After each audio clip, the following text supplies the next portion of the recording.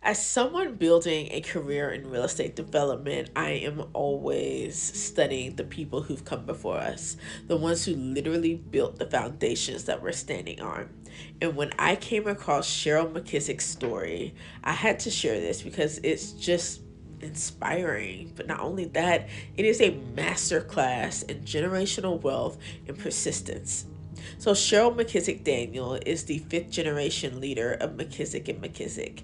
And here's what makes this remarkable. This is one of the oldest black owned architecture, engineering, and construction firms in the United States.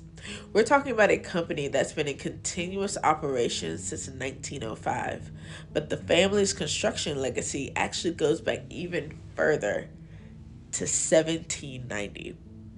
Think about what I just said. 1790. That's when their ancestor Moses McKissick was brought to America as an enslaved person from the Ashanti tribe in West Africa.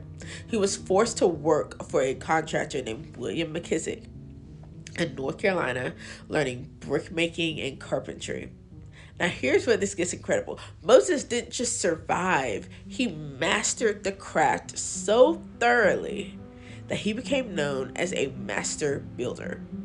Even in fast forward to 1905, his descendants, Moses McKissick III and his brother Calvin, formalized the family's skills into McKissick and McKissick, a legitimate architecture and construction company in Nashville, Tennessee.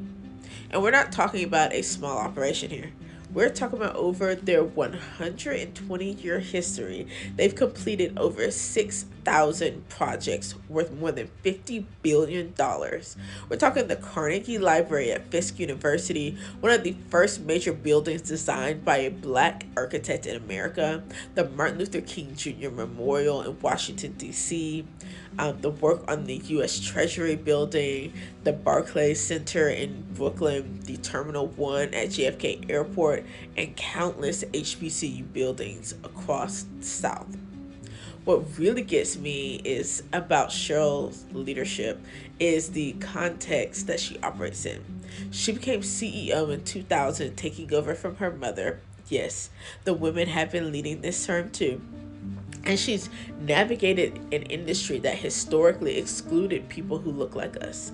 The McKissick family survived slavery, Jim Crow, the Ku Klux Klan, the Great Depression, and every economic downturn you can imagine. And they're still here, still building, still thriving. And Cheryl recently wrote a book called The Black Family Who Built America, and it chronicles this whole journey. For those of us in real estate development, there are so many lessons here. It's about technical excellence, sure, but it's also about vision, about building institutional knowledge across generations, about refusing to be limited by the boxes society tries to put you in.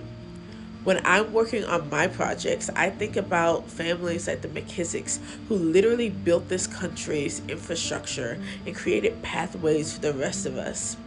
They proved that with skills, determination, and strategic thinking, you can turn even the most brutal circumstances into a legacy that outlasts empires. And that is a blueprint right there.